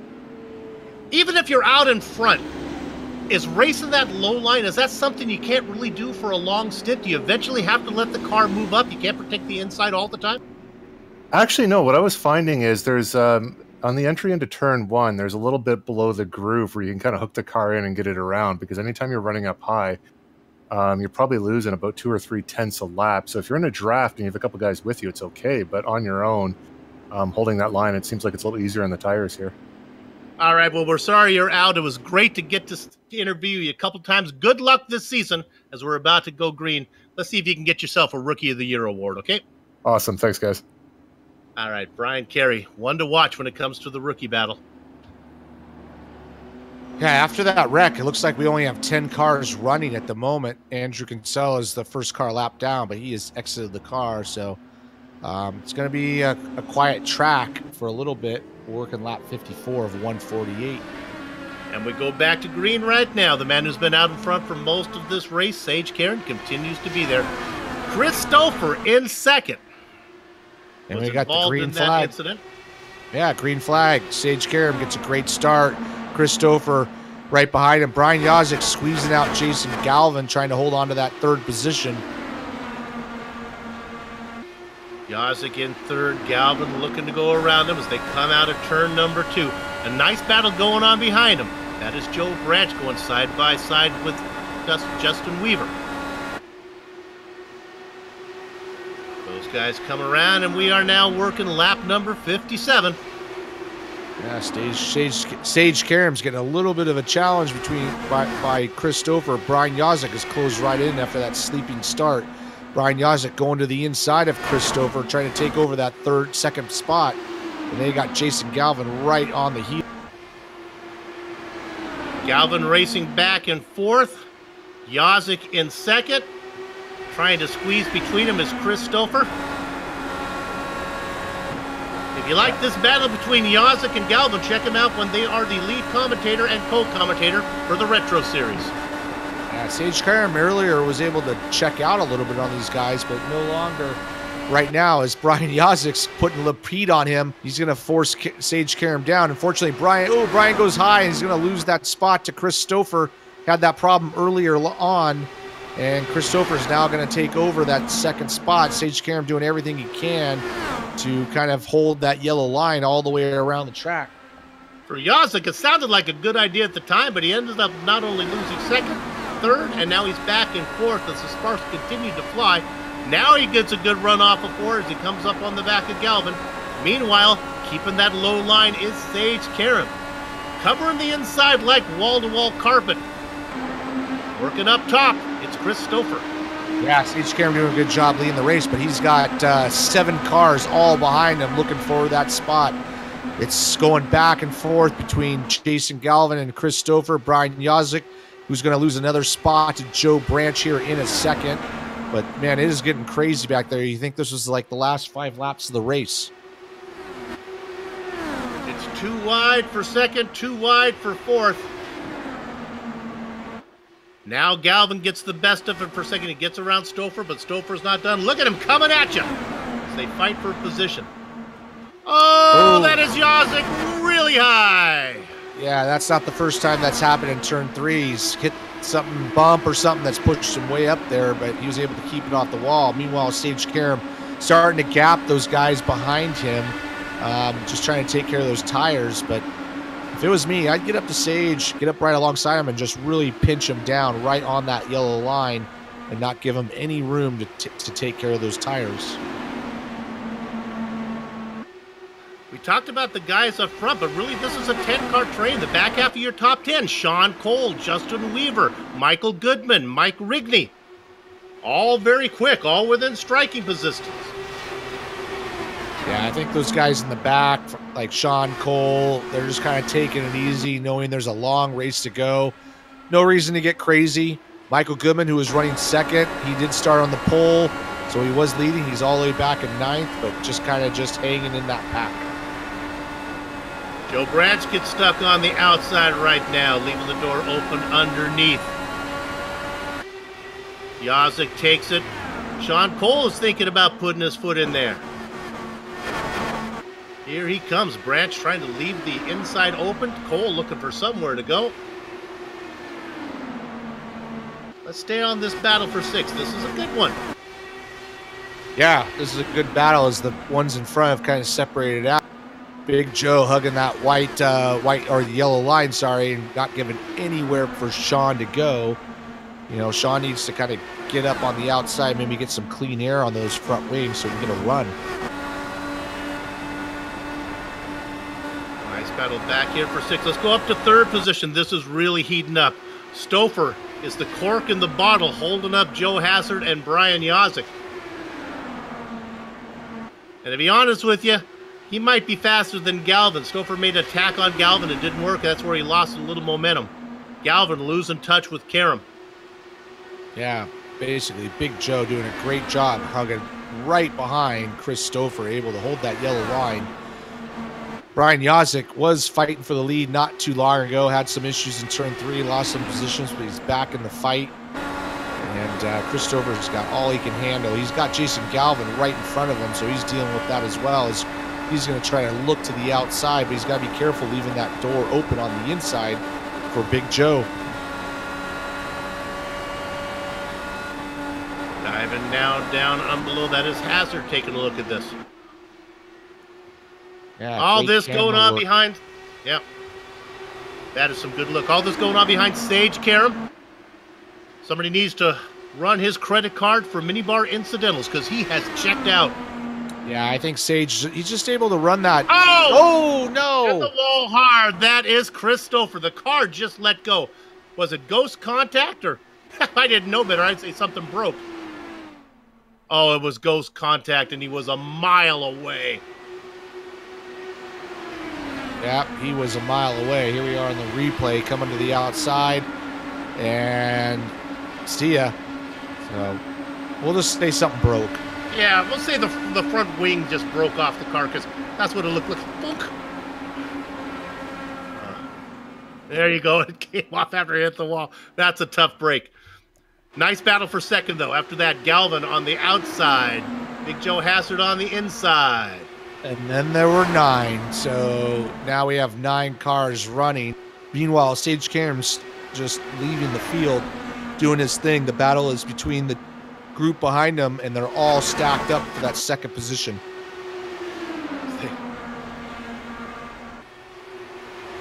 And you know what? I think that ghost contact that involved, who was it? Was it Stouffer, I guess. Yeah, it was Stouffer. I think that Galvin might have got a little damage on that one as well. His car's not looking great. At least visually, he seems to be running okay, considering I don't see a wing on there. Oh, Big Joe Hassard. He's in the wall. He got into the side of Jason Galvin. We stay under green. Boy, Galvin is just having issues. Yeah, he's having issues, but he's still hanging in there. He's in third spot. He's got Joe Branch now behind him. Let's give a shout out to Sean Cole, starting 20th, now up to 5th spot. Had a little issue earlier, was able to get it fixed. We also got our pole sitter still hanging in there right behind him in 7th, looking to get by at the moment. He's looking to the inside of Sean Cole. Sean cuts him off going into turn 3. Little rhinoplasty being practiced there by Cole. You know those guys back there, Cole, Goodman, Rigney? They're all just sitting back there waiting for guys to have incidents in front, and they just move up another spot. I really can't believe that Sage has 3 seconds on this field, and it just shows that he's just running his laps, taking care of the tires, and letting those guys race for it. So he is gone. The battle's going to be with Brian Yazik and on back. You know, you would kind of think that somebody with some real-world Dallara IR18 experience might be good. Yeah, it should be, right? I'm not surprised. He's very good and very aggressive. Took right at the beginning, started third, went right to the front, and hasn't looked back. We are going to get one more competition caution at a random number. Yeah, you know what? With all the cautions that we had, Richie, I think they're happy with what they've got now. So we could go to the end here, which would mean maybe some green flag pit stops. Boy, that would be exciting.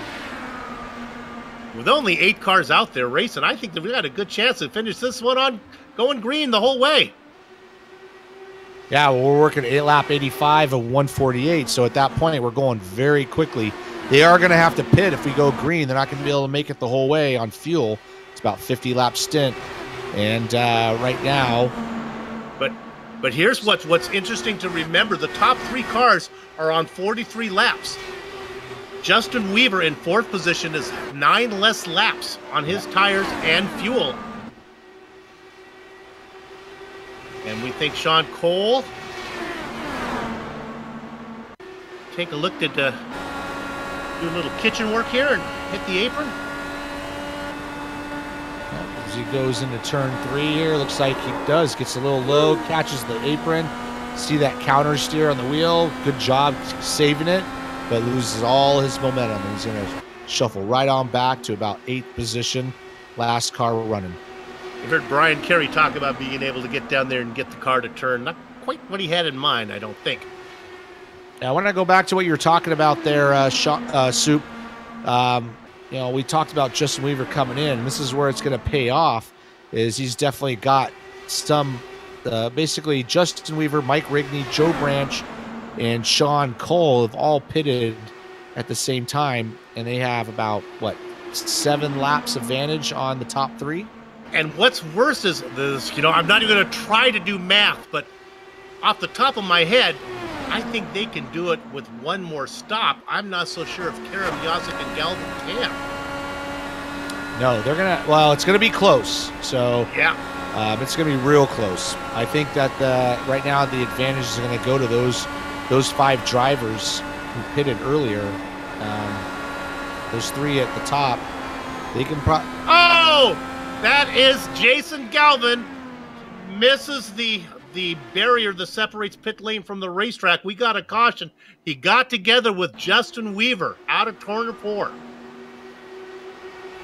There goes Justin Weaver right on the inside of Jason Galvin. And he's right on the bottom, but I think he might have just clipped the apron and just went up into Jason Galvin. It's going to bring out a caution, which is going to put all that fuel strategy we just talked about, forget about it. It's all going to be straight up. This is like an Agatha Christie novel. Little by little, our our characters are being removed from the plot. The last one standing might win this race. Well, that takes all the strategy out of it. I imagine everybody's going to come in now, but we cannot get to there from here. I think we're going to need one more. Maybe. We're going to need one more, or just somebody really light on that throttle. As they all come down the pit lane, there's only 7 cars running at the moment, so it's going to be pretty much a heat race here. Now, these are fixed setups, so they don't get to play around with the fuel setting, the mix. If they have to save fuel, they have to do it the old-fashioned way with their right foot. You know, Go ahead. Honestly, it doesn't do any difference. It's all with the right foot. Just lifting a little bit here and there is all you need to do. If I'm Sean Cole out there, Sean, baby, if you're listening, you're back in 7th. Fill it up all the way. In fact, come on in and top off before we go green, and let's see if you can just kind of milk this thing for, oh my goodness, there's only going to be 53 laps maybe? Come on, baby, you can do it. You know what, Soup? You are right on the money on that. If any of those guys, couple in the back, Sean Cole, Joe Branch, I'd be coming in every lap. Fuel, fuel, fuel. That might make all the difference.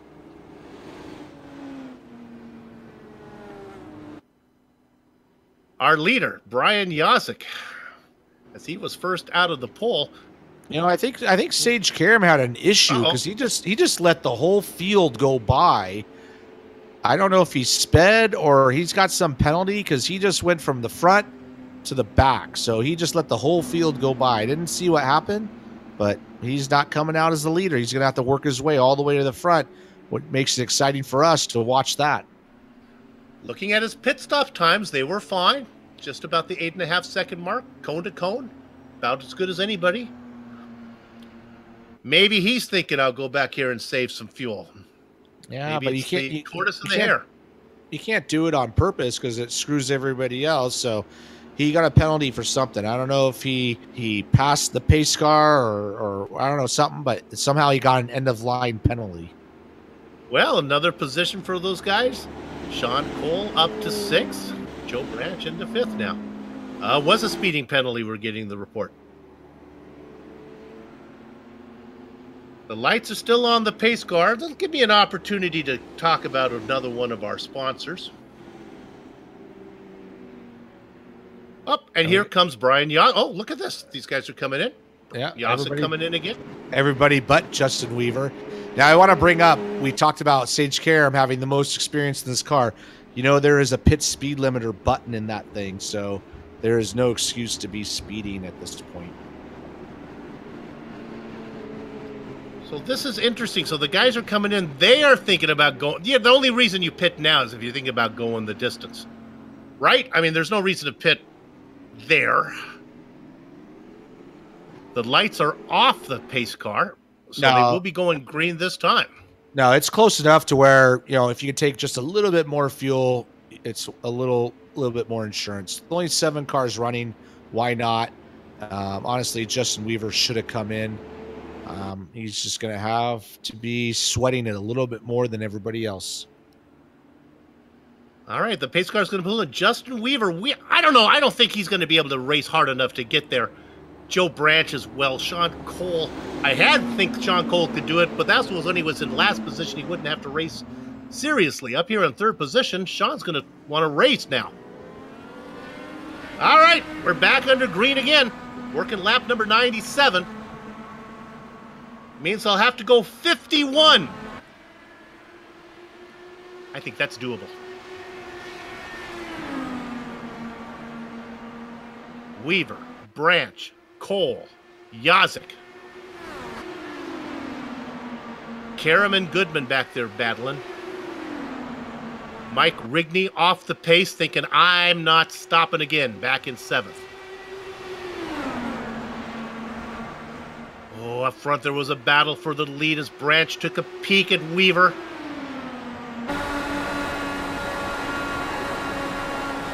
What about track position here? Richie, you got to figure the Weaver, if he's thinking about stretching it, he doesn't want to be leading. You're burning more fuel, right? Yeah, I don't think the draft is going to save you enough fuel. It's just a matter of just breathing it on your own as he goes up high. And Probably makes me look like a liar as he lets everybody go by and he's going to get the draft. But right now, you're not going to run away from anybody. Just might as well just get back there. Just take it easy. It's going to be close, but I think he'll be fine. Back there in fifth, the brother of parsley, rosemary, and thyme is Sage Karam. He is not wasting any time as he's back in fifth looking on Brian Yazik. Watch that car go around the top side. Yeah, he's going to run that high line until it ends, and he's going to try to get up to the front. Whatever the penalty, he's right up there on the top, and he's going to make it exciting as Joe Branch leading the race here, doing a great job. All protecting the inside line. Let's go up front. Here's a little peek at the lead. And that's Sean Cole. Oh, Sean taking a racing line like a drunken sailor, weaving like a loom, working both sides of the track like a jaywalking mailman. He's I can't talk. You're making me laugh. He's doing everything he can to make that work, but he's got fresh tires, started 20th up to second. Great job. He's got Justin Weaver right behind him.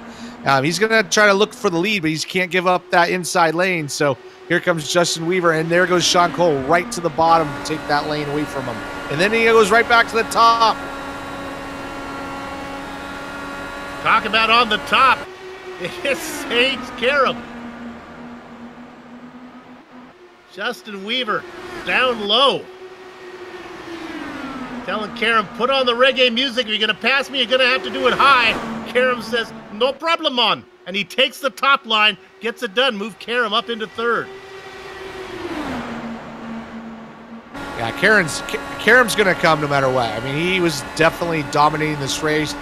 Had a penalty, moved to the back. Here he goes to the outside of Sean Cole. If I was Sean, I would just push him all the way up into the marbles. Why not? But he doesn't. And here goes Sage. He goes second. You know, Joe's got to know he's coming. You just make that car as wide as you can. It's an exhibition race. Just drive dirty. Yeah. Richie. You got to make that guy earn it, man. You got to make him earn it. Sage Karam is fast, but is he thirsty? Will he have enough fuel to go? Boy, he's on the back. Here he comes. Joe Branch has nowhere to go. Whee! Oh, he just committed to the outside. And, you know, one thing that Sage does a really good job, and you really don't notice much, not that the other guys do, but he is so smooth with his hands that it's just no extra effort. He just keeps that momentum rolling, and that's why he's just able to carry that mid-corner speed. And that's really just the difference. That just comes from experience. Let's ride on board because this one's fun. You can see he comes to the outside, and he does what I talked about somebody doing to him. He goes to the inside, kind of pinches him down, forces Joe to lift, and he doesn't. And there you go. It's gone. My goodness, I think maybe Sean Cole might have got... Boy, he continues to race up top. Hey, let's give him a shout out. Not want to turn down. Let's give a shout out to Justin Weaver. He is hounding Sage Karam. He's not letting Sage get away. So he is making Sage earn it. And Justin Weaver is going to look to the outside right here. But you can see Sage fades up, makes him take that outside lane on the into the corner, and it jacks all his momentum. So that just comes with experience. But Justin Weaver is definitely doing a great job. Started 13th up to second spot. Don't forget about Mike Rigney back in 7th. Racing smooth as silk, smooth like dolphin skin. Saving fuel. Will he be able to get there when all the guys up front racing harder run out of gas? Right now, I'm excited that Justin Weaver's putting the pressure on Sage just for our part, that he's not just leaving the field, but Michael Goodman's back up in the third spot, starting from the pole. I think Karam's done the math, and he knows he cannot race like he'd like to and get there without stopping again. 34 to go. Yeah, it'll be interesting to see. The one person that we need to watch is... Who was that didn't come in? Was that just... Well, they all came in, but some of them topped off. The guys that are in the best position are Yazik and Goodman. Well, for that matter, Karam as well. They all came in on that last one. They're all been out there for only 20 laps. Yeah, this will be interesting if we go green the whole way. Who has to save, who doesn't? Justin Weaver's all over the back of Sage Cameron. Oh, Sage Cameron goes to wall. Oh! Sage is in the wall. He is in the wall, and that just... And again. He just ended his race right there. He's got no steering. He is just a hockey puck at this moment. And he gets it off the wall, and he makes it down into pit lane. The car's a little skinnier than it was when we went green. Here we go on the replay. We got Justin Weaver all over the back of him. And he just gets a little bit wide and just looks like he's got a little loose. I don't know, but got up into the wall and not going to be able to do the double all-star win. Well, you got Moby Dickey chasing you back there. It's a little bit scary. Let's credit there we go, Justin Weaver a little bit for that mistake. Here we go. We'll watch his hands a little bit. He gets in, and he just washes out and just runs out of room. So it's just one of those things that happens once in a while. Joe Branch in the wall. Is his car going to be damaged as well? He's losing ground. Sean Cole makes his way around. Joe Branch has lost momentum. I don't know if the car is damaged. Oh, he's really slow. Mama Jean, my 96-year-old mother-in-law, if you're watching at home, see if you can enter this race. You might be able to get yourself a top 5. I think Joe Branch is in trouble. I think the car is still drivable. Yeah, he's still going out there, so it looks like he's doing all right. We got 6 cars running. Meanwhile, Justin Weaver doing a great job. Put the heat on Sage, made him make a mistake, taking control of the lead, but he's got Michael Goodman right behind him. Big gap between Goodman and Yazik. So unless we get a yellow, that battle is over. Mike Rigney now in 4th position. Can Weaver get to the end without stopping? Can Michael Goodman? Yeah, that's going to be, we got 24 laps to go. That's going to be the question mark. Who can make it to the end and who can't on fuel? So these guys are starting to do the numbers. Mike Rigney, one of our transfer drivers, almost got into the wall off of turn 4 there. Just watched him just for a second. And he's got Sean Cole all over the back of him at the moment. We put up the race analysis when we started this race. You saw that it was a 50-lap stint as far as they can go. They always lie to us. So you can always get a few more. 3 laps, 53. That's what some of these guys are going to have to do. Weaver is working. Weaver is on a 32-lap stint right now, and there is 23 to go. That's 55. Yeah, he is the one that didn't come in when the others did. So he's 2 laps shorter than everybody else. So if I was him, I'd be lifting, just kind of coasting through the corners as much as you can. You obviously can't if everybody's flat out. So, but he's the one who's going to probably have to sweat it out the most. Weaver, Goodman behind him by about 0.6 of a second. The Moby Dickey's machine coming up on the back of Joe Branch. Joe Branch is going to pull it down onto the apron, let the leaders go by. Branch's car still damaged after he put it in the wall. Let's go back for 4th position. Or last car's on the lead lap, however you want to look at it. Last car's out there racing at speed. This is Rigney and Cole. Yeah, I mean, right now everybody's kind of separated out. We got Rigney and Cole battling out, but that's really it. Joe Branch is out there, but he's coming into the pits. He's done. I don't know if he's going to take fuel and go back out and hope everybody else runs out, but really the whole question mark is going to be who can make it to the end and who cannot. Joe Branch still sitting in the pit lane, so I think he's done. There really is 5 cars running. Everybody's separated out. So we'll just kind of see what happens here. God bless the series organizers here at the Lionheart IndyCar Series and the Retro Series as well for avoiding the temptation of throwing in the fast repair, the spare car. This commentator hates it. This is what racing all about. When you put it in the wall, it matters. 5 cars out on track right now. Richie, this feels like an Indianapolis 500 from the 60s where attrition mattered. Right? Now attrition doesn't matter. Everybody's flat out all the time. But, yeah, I mean, it is what it is. It is an exciting race. We've had some good runs, but it's going to come down to a mileage run with only 5 cars out there. Justin Weaver, your leader, will have to go 2 laps farther than Michael Goodman. You want me to just do a little math for you? At a 1-mile racetrack, he's got to go 2 miles more. See how he did that, Richie? That's pretty good, huh? Well, actually, I think it's 1.017 miles. So,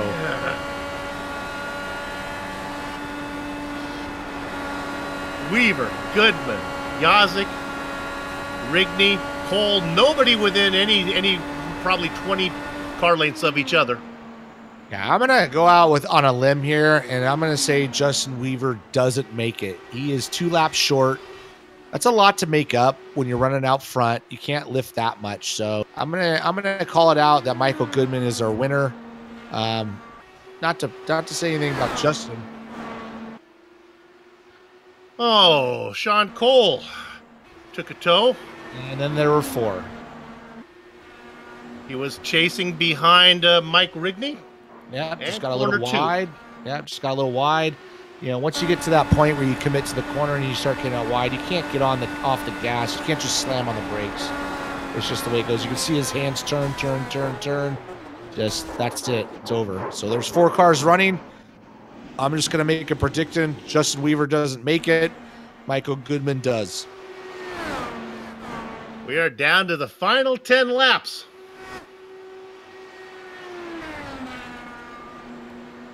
You've heard what Richie has to say.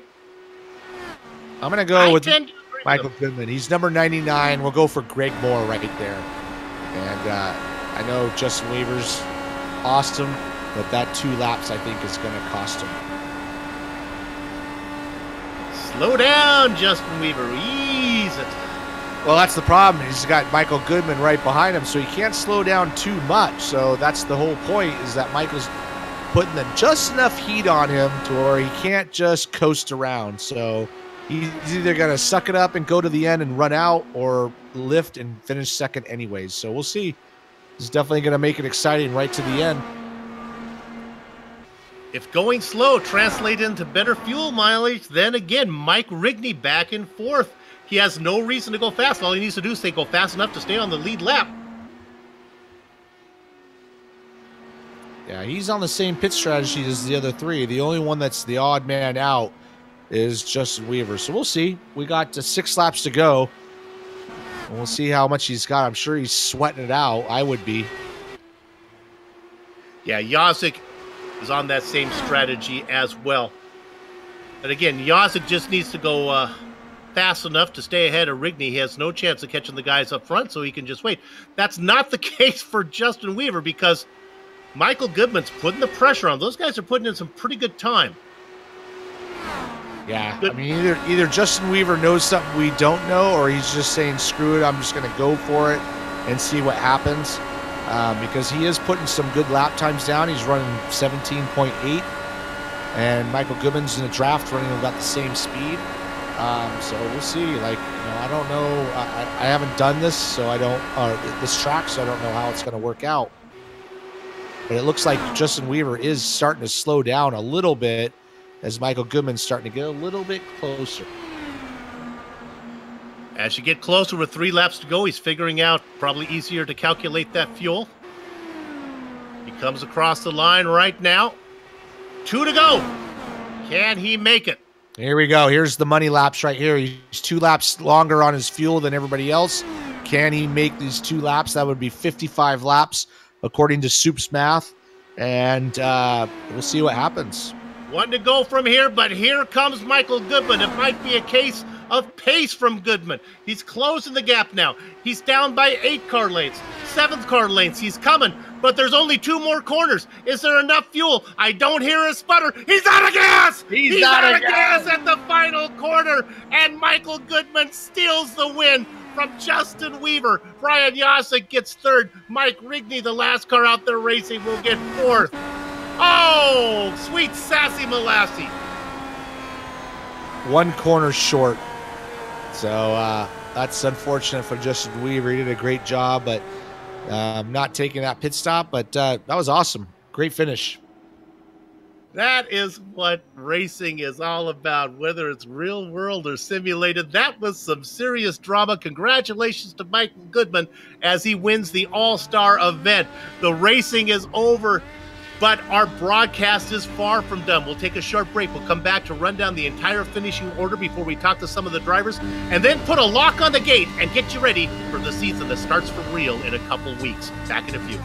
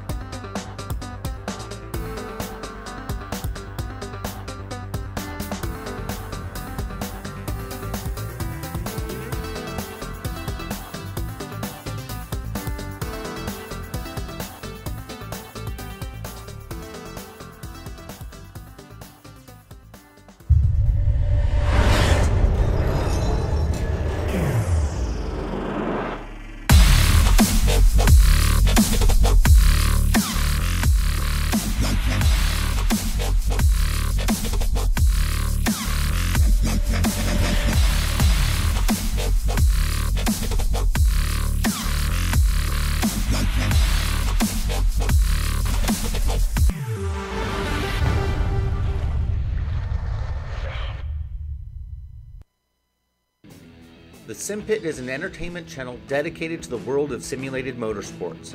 The SimPit is a leader in providing the sim racing community with news, reviews, interviews, DIY pieces, and instructional videos to make sim racing a better experience for all.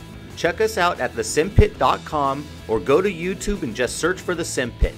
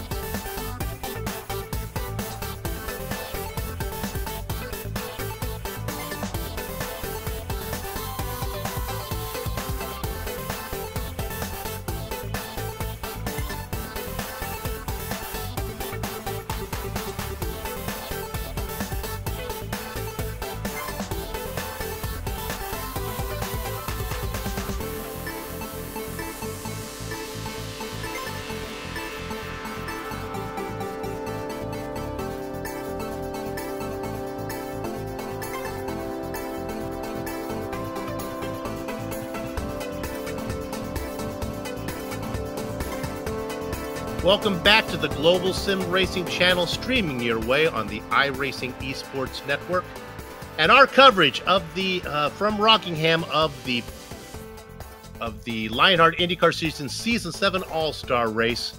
It's time for the Plasma Track Victory Lane post-race show. If you're struggling to find something for the person who has everything, do I have the website for you? Plasma-tracks.com not only produces original racetrack wall art, motorsports trophies, wall decor, and motorsports fabrications are also available. I tried to explain it to you, but my words would not do justice to the uniqueness of their wares. The only way to fully appreciate their artwork is to see it for yourself, but I'm warning you, one visit to the website and the next thing you know, you'll be trying to convince your spouse why you need a plasma track wall art hanging in your home. See it all at plasma-tracks.com. Use this promo code Oh, I don't have the right one here. LSR 2018. Obviously, it's LSR 2019 to get 25% off your order. I will double check that that code here before we get done to make sure that is correct with you. Check back at the end of the broadcast.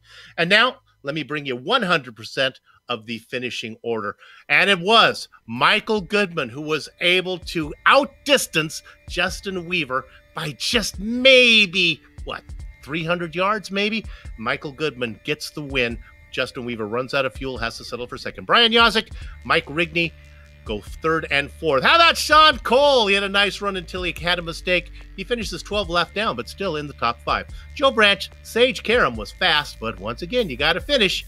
Jason Galvin, Big Joe Hazard, and Chris Stouffer rounds out your top 10. Richie? Yeah, coming in 11th spot would be Andrew Kinsella. Got caught up in an early wreck. Right behind him, Bob Mikas. Finishing 13th and 14th would be Brandon Linkerman, who had his chances up front as well. Brian Beard ran really strong. 15th would be Darren Grange. 16th, Dan Guerin. 17th, Brian Carey, transfer from the transfer race. 18th would be Dustin Wardlow. Adam Blocker, our series champion from last year, didn't have a good run. 19th, and Steven Larkamp finishing in 20th spot. And there you have it. Okay, I have the opportunity to talk to our race winner, and that is going to be Michael Goodman. Michael Goodman put just enough pressure on Justin Weaver to make him run out of fuel. Michael, congratulations on the win. Hey, thanks, Soup. I appreciate it, man. It was a fun race. I feel horrible for my teammate, Justin. Fortunately, he, right at the end, he said, "Mike, my car is on red, so just be prepared for me to slow down and stuff." And then he told me he was out, so I went high, and I was able to pass him on the last turn.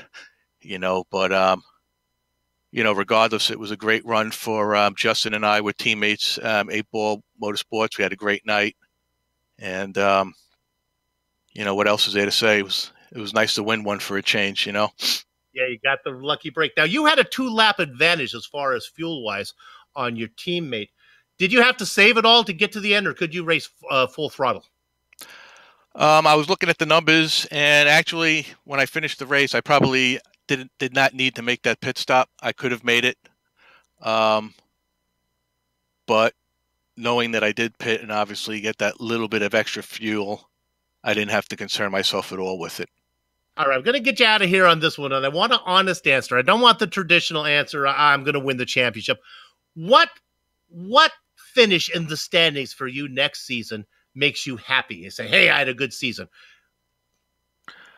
Well, I'd like to finish in the top 5 in points, but most importantly, well, not even most importantly, but I would love to put a win in the column. I've done basically... I've been competitive pretty much at the majority of the tracks. I just want to win one. And, maybe, I'll see some good things happen this season. But, yeah, I'm sorry. You have one in the Retro Series, yes? You have a Lionheart win somewhere, right? No, I do. I have one in the Retro, but I want to get one in, over here. I want to get one in the IndyCar. So that's the reason why, I'm running is that's the goal, All right, well, let's see. We got 24 races to see if we can get that done. You should be able to find one in there somewhere. Hey, congratulations on the All-Star win. Soup, don't cut me off. I just want to thank somebody. I just want to thank my sponsor, Ferocity Graphica, for coming on board for me this season. He does graphic design and iRacing paints. If anyone needs anything done, look him up on Trading Paints or on Facebook. I appreciate everything he did for me. He painted the ride for me, and I just want to give a huge thanks to him. It was aerodynamic. That's what got you that extra. Yeah, right. There you go. Hey, congratulations on the win. Let's get one for real now. I appreciate it. Thanks, man. Michael Goodman, your winner today. All right, Richie, who you got? We got our second place finisher. A little bit of a heartbreak. We got Justin Weaver in the booth. Justin, great job. Started 13th, finished second. Basically 500 yards from the win. Tell us how your race went. Yeah, that was kind of a heartbreaker there. Running out there, kind of sputtered going into 3. I kind of, I kind of knew it there. A lot of those guys pitted on that caution flag, so I was just like, screw it. I was like, screw it. We're just gonna stay out and see what happens. And finally got around a couple guys there, and then I was stalking Sage there. And once I was stalking him, I was just kind of riding there, and I was kind of just there just to see what I need to do toward the end of the race. And then kind of a little bit was a little fuel saving, and then all of a sudden he just hits the wall coming off two, and I'm like, well, I'm in the lead here, so I can't do nothing but stay flat on the floor here and try to keep my distance from my teammate Mike there, and just hope I make it to the end. And our hopes were just a little short there. So, and also I do want to apologize to Jason for getting into him there early in the race there. I really apologize for that. Yeah, let's talk about that thing with Sage. He was basically kind of left the field for most of the race, but at that last part, you were able to put the pressure on him. And I don't know if you thought you could get around him, but he put enough heat on him that he got up wide and hit the wall. And were you surprised by that? Oh yeah, I was definitely totally surprised by that because he's usually smooth, smooth as ice there. And I was literally, I was kind of going there high just to kind of see what kind of runs I could get, just to do some research there until it was time to get after it. Like I said, just trying to get in the fuel, and I was just in there kind of riding behind him, and then all of a sudden he just, the car looks like it just took off. The nose took off on him, and the next thing you know, he's on the wall. And I'm like, oh man, I got to make a move here to not run over him there. And then like I said, it was there, and just had to keep it to the floor there just to try to keep Mike behind me there. Yeah, I had a good race. Unfortunately, when we did see that you didn't pit and everybody else did, we were calculating whether you can make it or not, and you almost did. But in the end, it's just kind of a fun race. So it was a really good starter to the season. You had a great season last year, and we really look forward to seeing what you can do this season. Yeah, I'm really, really fired up about this year. Glad that I had pretty good success here in the All-Star race. It was really fun to get back on track, and I'm glad we got Moby Dickey's back for another year here. And also want to welcome Wins Construction to the IndyCar as well. So we're gonna give those guys a heck of a run here. So I really can't wait for the season to start. It kind of just got the juices flowing, and I'm ready for Homestead. I'm just ready to get after it. Yeah, awesome job. So yeah, great job. Almost winning it. Yeah, it was close, but it was just for fun. And hopefully in a couple weeks you can do it for real. Yes, sir. Absolutely. We're going to see if we can get a little Dicky in them there. That'll be for sure. All right, man. Nice job. We'll see you in a couple weeks. I appreciate it, guys. Justin Weaver, your second place finisher today. And we're going to wrap up with the man who finished second to last of the cars that we're racing, or on the final podium spot, depending if you're a glass half empty or a glass half full guy. Brian Yazik, hey, it was fun. Yeah, I mean, I'm going to go glass half full on that one. I mean, yeah, I'm going to try and find the positive way to start the season there, Soup. It was a good one. How did a fuel problem there at the very end? We talked to Michael Goodman. He felt pretty good about it. You had that 2-lap advantage on Weaver. Did you have to save it all to get to the end? Oh, I did. I hate fuel mileage racing with all of the passion that you could hate things with. I was riding in 6th gear and drafting and all that stuff, and I was only half a lap to the good, so I don't know how you'd run hard and get away from it, but I don't know, whatever. it's fuel mileage racing. I suck at it. There are a lot of things I'm not good at. That's probably at the top of the list. So it came down to it at the end, and I thought, well, I guess we'll give it a shot here with our HPP simulation IndyCar, Loud Pedal Motorsports. We had a good part of the run going there with Joe and Galvin coming on board this year. Heck, we had 3 of the top 5, and then Netco decided to kill everybody. So yeah. Did when you were talking about saving fuel there, it makes what Justin Weaver did. He had 2 laps less of fuel than the rest of you guys. He had to go 2 extra laps. So it just says what he did makes it even more impressive. All right. What's the goals for this season coming up? I mean, I'm kind of taking a broad approach. I finished 7th or 8th in points the last 2 years, and I want to get better than that. So, top 3, and I just want to have a shot at it, going into Auto Club.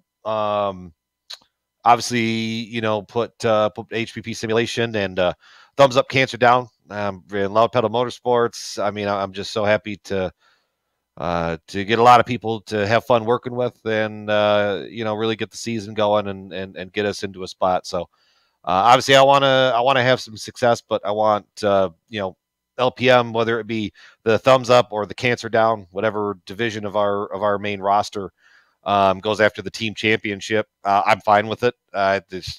We're really having fun with it, especially with the kind of combining in the thumbs up, cancer down, which if you haven't had a chance to go look at what they do, go look at that.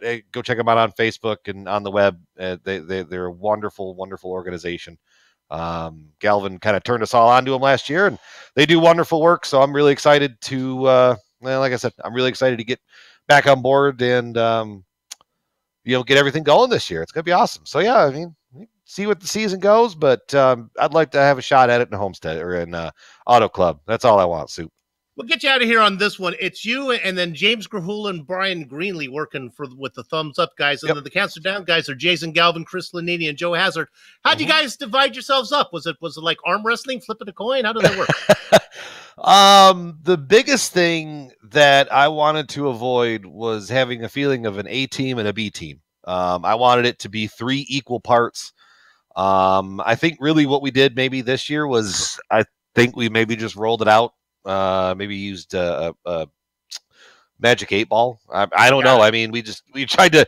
There wasn't really much of a rhyme and reason. It looks good. I tried to balance it out. That was the biggest thing, balance. Because that's the best way to do it. When I looked at it, that's the first thing I said. I said, "Hey, those 2 teams are pretty darn equally balanced. They'll be tough." So good luck for the thumbs up guys of the LPM Motorsports teams. Okay. Absolutely. Hey, if we get it right, it'll be thumbs up, cancer down at the end of the season, right? All right. Did you get all your plugs in? Can I get to the back half of the script now? You done? Clipping that Apex. I forgot about them.